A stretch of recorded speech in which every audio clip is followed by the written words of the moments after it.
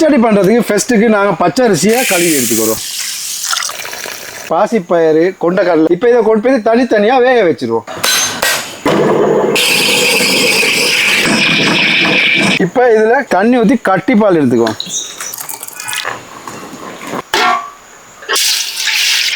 அடுத்தது அரிசியும் இதோட சேர்த்துருவோம். ஏலக்காய், கருவேப்பட்டை சேர்த்துருவோம். இதை நல்லா மிக்ஸ் பண்ணி விட்டுட்டு மூடி போட்டு ஒரு 20 நிமிஷம் அப்படியே வேக வச்சுருவோம்.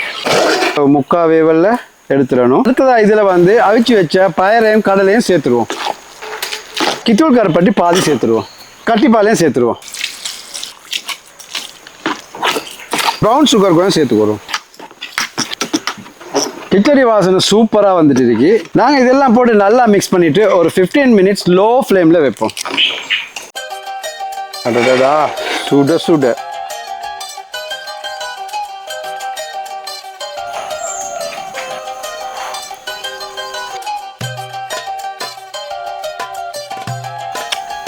சூப்பர்.